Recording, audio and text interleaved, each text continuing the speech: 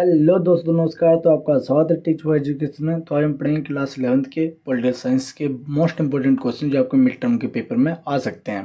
ठीक है, और रिपीटेड क्वेश्चन हम पढ़ने वाले हैं जो आपके लास्ट ईयर में आए हैं। ठीक है, और मैं गारंटी लेता हूँ इसमें से ज़्यादा क्वेश्चन आपके आने वाले हैं पेपर में। तो चलिए शुरू करते हैं। क्वेश्चन नंबर आपका पहला, नंबरिंग डली हुई है दोस्तों। ठीक है, तो हम पढ़ते हैं भाई। क्वेश्चन क्या आपका कि भारतीय संविधान के कार्यों का वर्णन कीजिए। तो भारतीय संविधान है, उसके कार्य क्या हैं, ये क्वेश्चन पूछा जाता है। आपका 2 नंबर पूछ ले, मल्टीपल चॉइस से पूछ ले, या फिर बड़े क्वेश्चन में पूछ लेते हैं। तो भाई भारतीय संविधान का कार्य क्या है। ये संविधान का पहला यह काम है कि ये बुनियादी नियमों का एक ऐसा समूह उपलब्ध कराता है जिससे समाज के सदस्यों में समन्वय और विश्वास बना रहता है। ठीक, पहला तो ये इसका कार्य क्या होगा, ये भाई नियमों कानून को देता है। दूसरा क्या, ये तय करता है कि समाज में निर्णय लेने की शक्ति किसके पास होगी। संविधान ये भी तय करता है कि सरकार कैसे निर्मित होगी।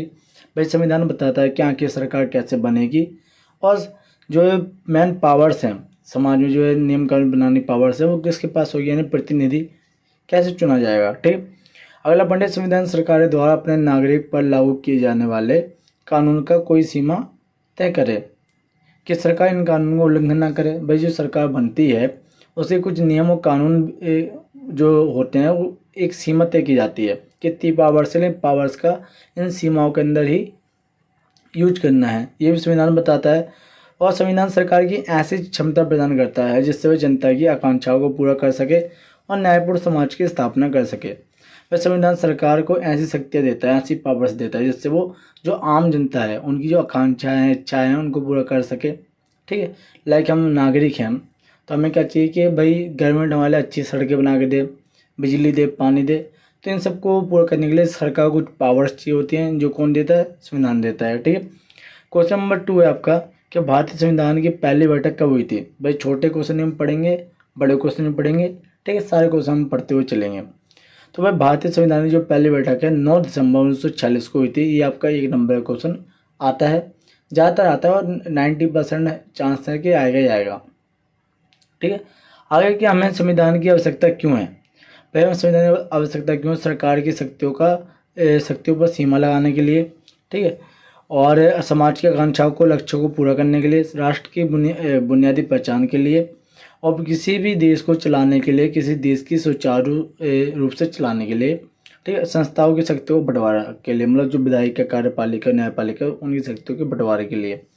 आप इन 5 पॉइंट के अलावा और भी चीज़ें लिख सकते हो। ठीक है, आगे बढ़ते हैं। छोटे छोटे क्वेश्चन है जो आपके इस चैप्टर से ही आते हैं ज़्यादातर, जो मल्टीपल चॉइस क्वेश्चन है इसी चैप्टर से आते हैं ज़्यादातर। ठीक, कि भारतीय संविधान को लिखने में कितना समय लगा। भाई 2 वर्ष 11 महीने 18 दिन का समय लगाते हैं, 2 साल 11 महीने और 18 दिन का समय लगा था। भारतीय संविधान सभा में कितने सदस्य थे। भाई 299 थे भारत के। भाई आज़ादी से पहले की बात करें तो 389 थे। ठीक है, क्वेश्चन नंबर 7 आपका, भारतीय संविधान कब बनकर तैयार हुआ। तो भारतीय संविधान 26 नवंबर 1949 को बनकर तैयार हुआ, और लागू कब हुआ, 26 जनवरी 1950 को लागू हुआ। अगला क्या आपका, भारतीय संविधान सभा की प्रारूप समिति के अध्यक्ष कौन थे, डॉक्टर भीमराव अम्बेडकर, और संविधान सभा के अध्यक्ष थे डॉक्टर राजेंद्र प्रसाद। ठीक, अब 11वां के अंतिम रूप से पारित भारतीय संविधान में कितने सदस्यों ने हस्ताक्षर मतलब साइन किए। तो भाई 284 सदस्यों ने साइन किए थे। ठीक, आगे बढ़ते हैं। क्वेश्चन नंबर 12 है आपका कि भारतीय संविधान उधार का एक थैला है। ये क्वेश्चन बहुत ज़्यादा पूछा जाता है, क्यों कहा जाता है। तो भाई जो भारतीय संविधान उधार का थैला है, क्योंकि इसमें कई देशों के संविधान से उपयोगी प्रावधान लिए गए हैं, जैसे ब्रिटेन से संसदीय प्रणाली, अमेरिका से मौलिक अधिकार, आयरलैंड की नीति से नीति निर्देशक तत्व, कनाडा से संघीय व्यवस्था के आदि। आपको ये चीज़ याद रखनी है कि कौन से देश से हमारे देश से कौन से संविधान के कानून जोड़े गए हैं। ठीक है, इससे जुड़े हुए आपके ये जो मल्टीपल चॉइस क्वेश्चन होते हैं वो आते हैं। ठीक है, आप मल्टीपल चॉइस वाली वीडियो भी देख सकते हो, मैं क्लास 11th की डाली हुई है 10 चैप्टर्स की। ठीक है, और आपके पूरे चैप्टर्स की, हर चैप्टर के बड़े और छोटे नोट्स देख सकते हो, उनकी वीडियो भी पड़ी हुई है। ठीक है, अब क्वेश्चन नंबर 13 है कि मौलिक अधिकार को समझाइए तथा इसके लक्षण बताइए। भाई मौलिक अधिकार के जो 6 मौलिक अधिकार हैं, इससे कोई सा भी क्वेश्चन दे सकते हैं। ठीक है, 6 के 6 मौलिक अधिकार आपको याद करने हैं। और उससे कुछ इंपॉर्टेंट क्वेश्चन ये हैं कि वे अधिकार जो संविधान से सुरक्षित किए गए हैं, जिनको भंग करने के लिए विशेष प्रावधान किए गए हैं। भाई इनकी गारंटी एवं सुरक्षा स्वयं संविधान करता है और इन अधिकारों को परिवर्तित करने के लिए संविधान में संशोधन करना पड़ता है। और समाज का कोई भी मौलिक अधिकार के विरुद्ध नहीं जा सकता। समाज में मतलब कोई भी व्यक्ति हो, सरकार हो, मौलिक अधिकार के विरुद्ध नहीं जा सकती। तो ये हमारे मौलिक अधिकार हैं। ठीक, 3 नंबर में आए, 4 नंबर में आए, 6 नंबर में आए, तो आपको पूरे 6 पॉइंट एक्सप्लेन करने पड़ेंगे जो 6 मौलिक अधिकार आते हैं शॉर्ट फॉर्म में। अब आपका एक क्वेश्चन बहुत रिपीट होता है कि मौलिक अधिकार और नीति निर्देशक तत्व में अंतर बताइए। तो भाई मौलिक अधिकार क्या है भाई, पहले तो हम डीपीएसपी पढ़ते हैं, नीति निर्देशक तत्व। भाई ये आयरलैंड से लिए गए हैं, ठीक है, आयरलैंड के संविधान से लिए गए हैं और इनका वर्णन संविधान के भाग 4 में है, अनुच्छेद 36 से 51 में। और इन्हें लागू कराने के लिए न्यायालय नहीं जाया जा सकता है, ठीक है। और ये समाज की भलाई और कल्याणकारी राज्य की स्थापना के लिए होते हैं, ठीक है। और ये सरकार के अधिकारों और कर्तव्यों को बढ़ाते हैं, ठीक। ये नागरिक को राज्य के प्रयासों के बाद व्यवहारिक रूप से प्राप्त करते हैं और इसके पीछे राजनीतिक मान्यता होती है। ये इसके छोटे छोटे 6-7 पॉइंट हैं, ठीक। अगला है कि मौलिक अधिकार कैसा लगे इससे। भाई ये संयुक्त राज्य अमेरिका से लिए गए हैं, जबकि वो आयरलैंड से थे। भाई इनका वर्णन संविधान के अनुच्छेद 12 से 35 में है, जबकि वो 36 से 51 में है, ठीक है। और इन्हें लागू कराने के लिए न्यायालय जाया जा सकता है, जबकि उन्हें लागू करवाने के लिए न्यायालय नहीं जाया जा सकता, ठीक है। ये व्यक्ति की स्वतंत्रता और भलाई के लिए है और ये सरकार के अधिकारों को सीमित करते हैं, जबकि वो सरकार के अधिकार को बढ़ाते हैं। ये अधिकार नागरिक को स्वतः प्राप्त होते हैं और वो नागरिक के लिए होते ही नहीं है, ठीक है, वो समाज के लिए होते हैं। उसके पीछे कानूनी मान्यता होती है, जबकि उसके पीछे कोई कानूनी मान्यता नहीं होती है, ठीक है, वो राजनीतिक मान्यता होती है उसके पीछे। तो आपके नीति निर्देशक तत्व और मौलिक अधिकार के बीच अंतर थे। ये क्वेश्चन आपका मोस्ट रिपीटेड है, ठीक है। आगे बढ़ते हैं। अब भाई उससे भी ज़्यादा इंपॉर्टेंट क्वेश्चन आता है कि सर्वाधिक वोट पाने वाली जीत और समानुपातिक प्रतिनिधि प्रणाली में अंतर बताइए, ठीक है।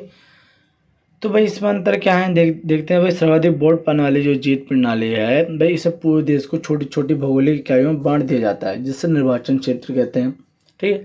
हर निर्वाचन क्षेत्र में केवल एक प्रतिनिधि चुना जाता है और मतदाता प्रतिनिधि या प्रत्याशी को वोट देता है, मतलब किसी नेता को वोट देता है और पार्टी को प्राप्त वोटों के अनुपात में अनुपात के अधिक या कम सीटें विधायिका से मिल जाती हैं। जिस उम्मीदवार को अधिक मत मिलते हैं वह जीत जाता है। ये तो है सर्वाधिक वोट पाने वाले, मतलब जिस व्यक्ति को सबसे ज़्यादा वोट मिलेंगे वही विजय माना जाता है, ठीक।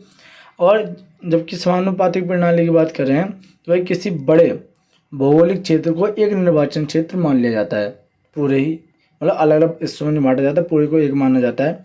और एक निर्वाचन क्षेत्र में कई प्रतिनिधि चुने जा सकते हैं, जो नहीं जिसे सबसे ज़्यादा वोट मिले वही जीते नहीं, मतलब जितने वोट जिसको मिले हों उसी अनुपात में उसे सीटें मिल जाती हैं। मतदाता पार्टी को वोट देता है, प्रतिनिधि को वोट नहीं देता है। हर पार्टी को प्राप्त मत में अनुपात में विधायिका से सीटें हासिल हो जाती है, मतलब जितने वोट मिले उतनी सीटें मिल जाएंगी। बहुमत उम्मीदवार को वोटों का बहुमत हासिल होता है, जो बहुमत उम्मीदवार होता है उसको वोटों का बहुमत हासिल होता है, ठीक। और उदाहरण के लिए इजराइल, नीदरलैंड और भारत में राष्ट्रपति के चुनाव में इस प्रणाली का उपयोग किया जाता है, राष्ट्रपति और राज्यसभा में। जबकि सर्वाधिक वोट वाली प्रणाली का लोकसभा और विधानसभा के चुनाव में इस्तेमाल किया जाता है, ठीक है। आगे बढ़ते हैं। क्वेश्चन नंबर 16 आपका कि प्रत्यक्ष या अप्रत्यक्ष निर्वाचन क्षेत्र में अंतर बताइए। तो जो भाई प्रत्यक्ष लोकतंत्र है, भाई प्रत्यक्ष निर्वाचन क्षेत्रों में मतदाता सीधे तौर पर अपने पसंद के प्रतिनिधियों को चुनते हैं और इसमें अंतिम प्रतिनिधि मतदाता की पसंद का होता है। और इसे प्रत्यक्ष लोकतंत्र में प्रतिनिधि और मतदाता के बीच सीधा संपर्क होता है, ठीक। सिंपल पॉइंट है और ये सीधा और सरल तरीका है जो लोग आसानी से समझ में आ जाता है। तो ये तो है प्रत्यक्ष लोकतंत्र। और अप्रत्यक्ष लोकतंत्र क्या है भाई, अप्रत्यक्ष लोकतंत्र चुने हुए प्रतिनिधि अंतिम प्रतिनिधि को चुनते हैं, लास्ट प्रतिनिधि को। और अप्रत्यक्ष निर्वाचन क्षेत्र में जनता प्रतिनिधि के बीच सीधा संबंध होता है, ठीक। सीधा संबंध नहीं होता है अप्रत्यक्ष निर्वाचन क्षेत्र में, जनता और प्रतिनिधि का सीधा संबंध नहीं, मतलब जनता को पता ही नहीं होता कि जो हमारा प्रतिनिधि है वो कौन है, ठीक। क्यों चुने हुए प्रतिनिधि दूसरे प्रतिनिधि को चुनते हैं इसमें, ठीक है। अप्रत्यक्ष निर्वाचन में 2 बार चुनाव होते हैं, जबकि प्रत्यक्ष निर्वाचन और सीधा एक ही बार चुनाव होता है, जैसे हमारे देश में लोकसभा और विधानसभा का चुनाव। ठीक, मतलब जो हमने सर्वाधिक वोट वाली प्रणाली है वो है प्रत्यक्ष, और जो समानुपाती प्रणाली है वो है अप्रत्यक्ष। ठीक है। अप्रत्यक्ष निर्वाचन का तरीका जटिल होता है, इसलिए लोगों को समझ नहीं आता, क्योंकि 2 बार वोट होते हैं। क्योंकि एक बार तो जनता वोट देती है, जनता द्वारा चुने हुए प्रतिनिधि दूसरे को वोट देके वो अपना प्रतिनिधि चुनते हैं, इसीलिए लोगों को समझ में नहीं आती ज़्यादा। ठीक है, आगे बढ़ते हैं। क्वेश्चन नंबर 17 है कि भारत में स्वतंत्र और निष्पक्ष चुनाव कराने के लिए सुनिश्चित किए गए कौन से प्रावधान सुनिश्चित किए गए हैं, और या फिर कौन से प्रावधान हमें करने चाहिए। ठीक है, ये क्वेश्चन भी ज़्यादातर आता है, 6 नंबर पूछ लेते हैं इस क्वेश्चन को। ठीक है, कि भाई स्वतंत्र और निष्पक्ष चुनाव कराने के लिए चुनाव आयोग को निम्नलिखित कदम उठाना चाहिए। कि भाई चुनाव आयोग को चुनाव कराने के लिए ईमानदार तथा निष्पक्ष व्यक्तियों को नियुक्ति करनी चाहिए। ठीक है, और चुनाव संहिता के नियम को सख्ती से लागू कराना चाहिए। जो चुनाव संहिता होती है उसके नियम सख्ती से लागू होने चाहिए नेताओं के ऊपर। व्यवस्था बनाए रखने के लिए पुलिस और सेना की सहायता लेनी चाहिए। मतदाता निडर होना चाहिए, ये अलग से पॉइंट है, वो उसमें पॉइंट लिखना भूल गया हूँ मैं, कि मतदाता है वोट डालने वाला, उसमें डर नहीं होना चाहिए। ठीक है, चुनाव सूचियों की तैयारी व जांच सावधानी से बरती जानी चाहिए, और जाली मतदाता रोकने के लिए चुनाव आयोग को पहचान पत्र जारी करने चाहिए, ताकि जाली वोट कोई ना डाल सके। ठीक है, आगे बढ़ते हैं। क्वेश्चन नंबर 18 आपका कि लोकसभा एवं विधानसभा का सदस्य बनने के लिए क्या योग्यताएं हैं। भाई ये क्वेश्चन भी बहुत बार पूछा जाता है। भाई पहला इसका पॉइंट बन जाता है कि व्यक्ति भारत का नागरिक हो। दूसरा कि 25 वर्ष की आयु हो, किसी भी लाभ पद पर ना हो, मतलब 25 साल का होना चाहिए, और किसी भी दूसरे पद पर नहीं होना चाहिए जब वो विधानसभा लोकसभा सदस्य बनने जा रहा हो, मतलब वो एक ही समय में 2 ड्यूटी नहीं कर रहा होना चाहिए। ठीक है, पागल है दिवाली ना हो, भाई पागल नहीं होना चाहिए, दिवाली वाला कंगाल नहीं होना चाहिए। ठीक, उम्मीदवार पर कोई आपराधिक मामला भी ना हो, ठीक, किसी भी तरीके का। तो ये लोकसभा या विधानसभा सदस्य बनने की योग्यता है। कार्यपालिका क्या है। भाई राजनीतिक कार्यपालिका सरकार के प्रधानमंत्री और उसके मंत्रियों को राजनीतिक कार्यपालिका कहते हैं। 2 तरह की कार्यपालिका होती है भारत में, एक राजनीतिक, एक स्थायी कार्यपालिका। पर राजनीतिक कार्यपालिका क्या होती है, सरकार के PM प्रधानमंत्री और उसके मंत्रियों की राजनीतिक कार्यपालिका कहते हैं। और स्थायी कार्यपालिका क्या, जो लोग रोज रोज के प्रशासन के लिए उत्तरदायी होते हैं उन्हें स्थायी कार्यपालिका कहते हैं, जैसे राज्यसभा। ठीक है, पहले वाले का लोकसभा, दूसरे वाले का राज्यसभा। अब भाई कार्यपालिका कार्य बताओ, क्या कार्य हैं। भाई कानून का क्रियान्वयन करना, प्रशासन का संचालन करना, नीतियाँ लागू करना, विभागों और समन्वय अधिकारियों की नियुक्ति करना, अनुशासन बनाए रखना, ये इसके मुख्य कार्य हैं। और देश की शांति व्यवस्था बनाए रखना भी इसका मुख्य कार्य है। नीति निर्माण में भाग लेना और कल्याणकारी योजनाओं का क्रियान्वयन करना, और बजट तैयार करना और आर्थिक योजनाओं का क्रियान्वयन करना, ये इसके मुख्य कार्य हैं। ठीक, क्वेश्चन नंबर 21 है कि राष्ट्रपति के विशेष अधिकार लिखिए। भाई राष्ट्रपति के कौन से अधिकार हैं जो विशेष हैं। भाई संवैधानिक रूप से राष्ट्रपति को सभी महत्वपूर्ण मुद्दों और मंत्रिपरिषद की कार्यवाही के बारे में सूचना प्राप्त करने का अधिकार होता है।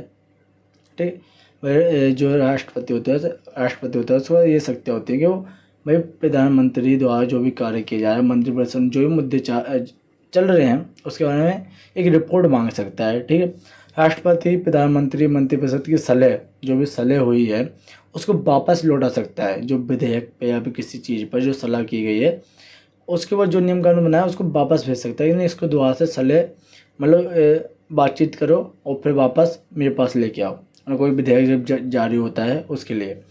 राष्ट्रपति के पास पॉकेट वीटो की शक्ति होती है, जिसका प्रयोग करके वह संसद द्वारा पारित विधेयक या स्वीकृति देने के लिए विलंब कर सकता है। भाई इस वीटो पावर के जरिए कोई विधेयक अगर राष्ट्रपति के पास आता है तो वो उसको 7 दिन या 14 दिन, अधिकतम 6 महीने तक रख सकता है। ठीक है, राष्ट्रपति प्रधानमंत्री को नियुक्ति करता है, राष्ट्रपति विधेयक जितने बिल बनते हैं उस पर साइन करता है। ठीक, आगे बढ़ते हैं। क्वेश्चन नंबर 22 कि प्रधानमंत्री शक्तियों का कार्य बताओ। प्रधानमंत्री भाई सरकार का मुखिया होता है, ये मंत्रिपरिषद का गठन करता है, मंत्रियों की नियुक्ति के लिए राष्ट्रपति को सुझाव देता है, मतलब कि कौन कौन से मंत्रियों को चुनना है। मंत्रियों को पद से हटाने का अधिकार भी इसी के पास होता है। राष्ट्रपति के मुख्य सलाहकार भी यही होता है। राष्ट्रपति और मंत्रिपरिषद के बीच एक कड़ी का कार्य भी प्रधानमंत्री ही करता है। मंत्रिपरिषद की बैठकों की अध्यक्षता भी प्रधानमंत्री करता है। सरकार की नीतियों का निर्धारण और संचालन भी प्रधानमंत्री ही करता है। ठीक, आगे बढ़ते हैं भाई। एंड हम कुछ पेपर डिस्कस करने वाले हैं। इन क्वेश्चनों के बाद आपको पेपर दिखाऊंगा लास्ट 2 ईयर के कैसे हैं। क्वेश्चन नंबर 23 के संसद 2 सदनों की आवश्यकता क्यों है, या 2 सदन वाली संसद की आवश्यकता क्या है भारत के अंदर। भाई पहले तो संतुलन बनाए रखने के लिए। यदि संसद में केवल एक ही सदन होता तो सत्ता का दुरुपयोग हो सकता था, और 2 सदनों में फैसला में संतुलन और जांच बनी रहती है। ठीक है, पहला पॉइंट तो संतुलन बनाए रखने के लिए। आप डायरेक्ट छोटे पॉइंट भी लिख सकते हो, एक्सप्लेन नहीं करना है तो आपको। भाई जनता और राज्यों दोनों के प्रतिनिधित्व करता है। भाई लोकसभा जनता का प्रतिनिधित्व करती है, ठीक है, और राज्यसभा राज्यों का प्रतिनिधित्व करती है। भाई दोनों का संचालन एक साथ हो जाता है। भाई और आगे इसमें संघीय ढांचे को मजबूती मिल जाती है। अगला है कि कानून बनाने में सावधानी। भाई अगर केवल एक ही सदन होगा तो कानून जल्दबाजी में बन सकते हैं, लेकिन 2 सदनों से में एक दूसरे की जांच होती है और कानून गहराई से चर्चा होती है, इसलिए कानून अच्छे बन पाते हैं। भाई अनुभव और स्थायित्व का राज्यसभा की स्थायी सदन है और इसे भंग नहीं किया जा सकता है। ठीक है, इसमें अनुभवी नेता रहते हैं जो संसद को कामकाज में स्थिरता और परिपक्वता प्रदान करते हैं। तो अगली विशेषता ये थी कि जो राज्यसभा होता है उसमें अनुभव वाले व्यक्ति होते हैं जो हेल्प करते हैं भाई मतलब सरकार को बनाए रखने में, ठीक है, और सरकारी कामकाज करने में। और जनहित की सुरक्षा के लिए भाई लोकसभा में बहुमत वाली पार्टी का दबाव रहता है, राज्यसभा एक संतुलनकारी शक्ति की तरह काम करती है, इसलिए दोनों को बैलेंस बनाने के लिए भाई 2 सदनीय संसद की आवश्यकता पड़ती है भारत के अंदर। आगे भाई ये वाला आपका मैप में भी आता है। ये वाला क्वेश्चन है जो आपको ज़्यादातर मैप में आता ही आता है, ठीक है, हर 2 साल बाद दे देते हैं इसे कि भारत में 2 संवैधानिक वाले राज्यों के नाम लिखो, और भारत में सभी राज्यों की विधानमंडल और एक संसदीय मतलब केवल विधानसभा नहीं है, केवल कुछ राज्यों में ही द्विसदनात्मक विधानमंडल पाई जाती है, मतलब विधानसभा प्लस में विधान परिषद।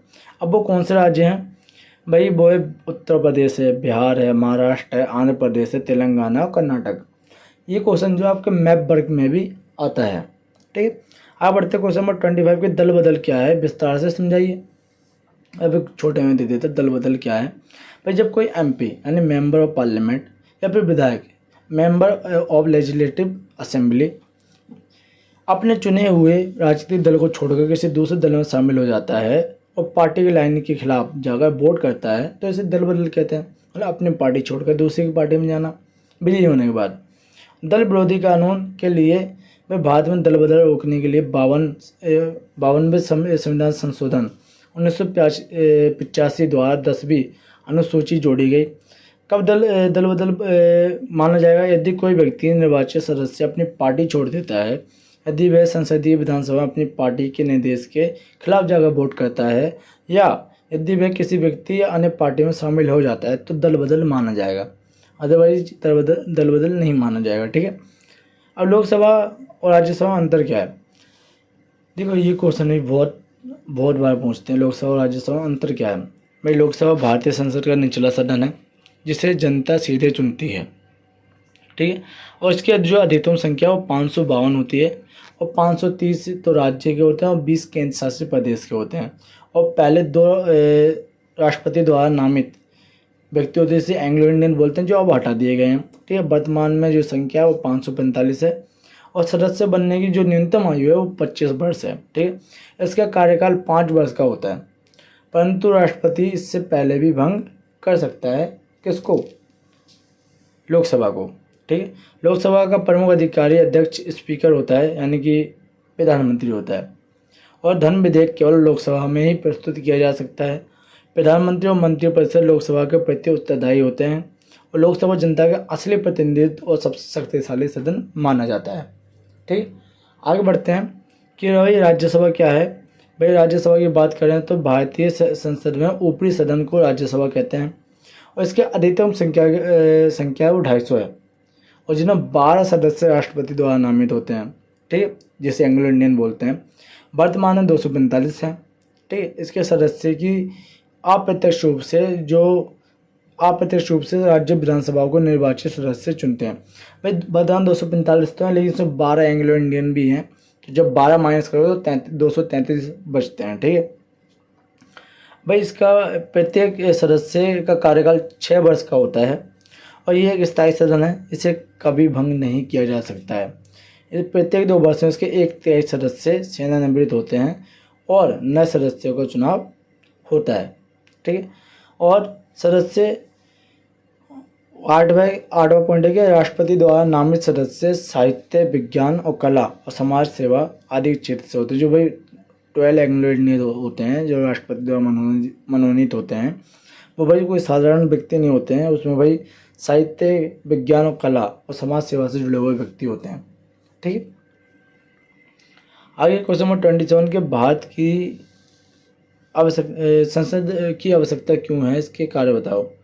भाई जन प्रतिनिधित्व के लिए संसद जनता के चुने हुए प्रतिनिधियों का संगठन है और जनता की इच्छाओं को और समस्याओं को व्यक्त करता है।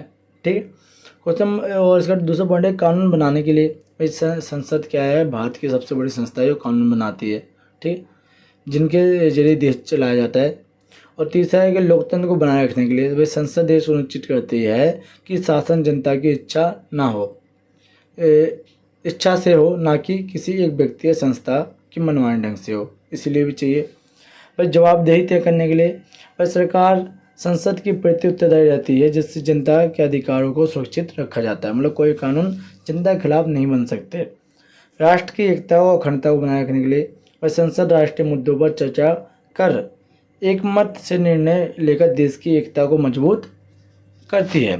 ठीक, आगे बढ़ते हैं। भाई संसद के प्रमुख कार्य क्या हैं। भाई विधायी कार्य मतलब कानून बनाना, वित्तीय कार्य यानी बजट पास करना, कर लगाना और सरकारी खर्चों की स्वीकृति ये संसद ही देती है।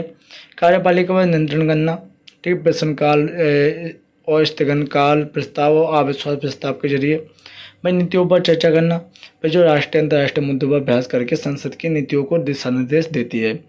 संवैधानिक कार्य, बस संविधान में संशोधन करने का अधिकार भी संसद को है।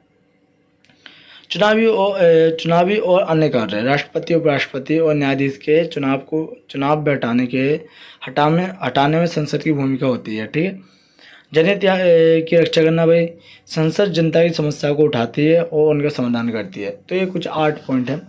तो भाई संसद के कार्य पूछ लेते हैं, तो आपको ये भी याद करना है। आगे आपका कि न्यायपालिका क्या है। भाई न्यायपालिका क्या है, भाई न्यायपालिका सरकार का तीसरा और अत्यंत महत्वपूर्ण अंग माना जाता है। ये एक न्याय करने वाली संस्था है जिसमें न्यायाधीश बिना किसी भय या दबाव के भेदभाव को प्रदान करता है। ठीक, और आगे है आपका क्वेश्चन नंबर 30 के स्वतंत्र न्यायपालिका क्या अर्थ है। भाई ये क्वेश्चन बहुत बार पूछते हैं कि स्वतंत्र न्यायपालिका मतलब क्या है। भाई स्वतंत्र न्यायपालिका का कार्य है कि वह पूर्णतः स्वतंत्र है और कार्यपालिका या विधायिका इसमें हस्तक्षेप ना करे। ठीक, कोई अड़ंगी ना दे, मतलब भाई निष्पक्षता, न्यायाधीश बिना किसी डर के या पक्षपात के अपना निर्णय दे सके, तो यह है स्वतंत्र न्यायपालिका। अब अगला क्वेश्चन आपका PIL का है, जो कि पूछते कई बार कि जनहित याचिका क्या है। भाई जनहित में जुड़े मामले को कोई भी नागरिक अदालत का दरवाज़ा खटखटा सकता है, उसे बोलते हैं जनहित याचिका। जनहित से जुड़े कोई भी मामले को लेकर कोई व्यक्ति अदालत जा सकता है। ये तब दायर की जाती है जब किसी व्यक्ति की मौलिक अधिकार का उल्लंघन हो या समाज में व्यापक हित से जुड़ा मामला हो। ठीक है, भारत में इसकी शुरुआत 1979 में हुई थी। जो भाई मिड डे मील योजना ना, वो PIL के जरिए ही डाली गई थी। अब भाई भारत में सर्वोच्च न्यायालय कहाँ स्थित है, नई दिल्ली में स्थित है। अगला क्वेश्चन है कि न्यायिक पुनरावलोकन क्या है। भाई ये इसका अर्थ है कि सर्वोच्च न्यायालय और उच्च न्यायालय ये देख सकते हैं कि कोई कानून संस्था के रूप में है या नहीं। यदि कोई कानून संविधान के विरुद्ध है तो न्यायालय उसे असंवैधानिक घोषित कर सकता है। इसके अलावा मुझे एक क्वेश्चन और आता है रिट वाला भी आप सारे रिट पढ़ लेना। ठीक है, रिटों से जुड़ा एक क्वेश्चन आता है, एक नहीं छोटे क्वेश्चन आते जाते हैं, बड़े क्वेश्चन दे देते हैं। अगला क्वेश्चन आपका कि अवशिष्ट शक्तियाँ क्या हैं। वे शक्तियाँ जिनका उल्लेख संघ सूची, राज्य सूची और संवर्धित सूची में नहीं है, वो होती हैं अवशिष्ट शक्तियाँ। और ऐसे विषयों पर कानून बनाने का अधिकार केवल केंद्र सरकार के पास होता है। उदाहरण सूचना प्रौद्योगिकी और अंतरिक्ष अनुसंधान, ऐसे मतलब नियम कानून इस पर केवल केंद्र सरकारी कानून बना सकती है, और ये जो शक्ति होती है वो केंद्र के पास ही होती हैं। ठीक है, और ये किसी भी सूची में, जो 3 सूची हमारी, किसी में इनका वर्णन नहीं है। अब आगे बढ़ते हैं कि भाई संघवाद किसे कहते हैं। तो भाई संघवाद एक संस्थागत शासन प्रणाली है। तो शासन की शक्तियाँ 2 स्तर की सरकारें होती हैं, एक तो केंद्र सरकार, एक राज्य सरकार। ठीक है, अब दोनों स्तर की सरकारें अपने अपने क्षेत्रों से स्वतंत्र रूप से कार्य करती हैं, लेकिन मिलकर करती हैं। ठीक है, मिलकर पूरे देश का संचालन भी करती हैं। अब इसके गुण क्या हैं? संघात्मक सरकार के, कि आर्थिक विकास में सहायक, विभिन्न राज्यों की आवश्यकताओं के अनुसार योजनाएं बन पाती हैं। ठीक है, बड़े राज्यों के लिए उपयुक्त, विशाल और भौगोलिक क्षेत्र वाले देशों के लिए बहुत अच्छी होती है संघात्मक सरकार। हालांकि केंद्रीय सरकार को निरंकुश होने से रोकता है। वैसे जो शक्तियों का बंटवारा होने से अधिनायकवाद की संभावना कम रहती है, मतलब कोई भी एक व्यक्ति पावरफुल नहीं रहता है। कमजोर राज्यों की रक्षा करता है, छोटे व कमजोर राज्यों से बड़े बेशक्तिशाली राज्यों की सुरक्षा मिलती है। और स्थानीय आवश्यकताओं को पूर्ति, प्रत्येक राज्य अपने क्षेत्र की विशिष्ट समस्याओं का समाधान कर सकता है।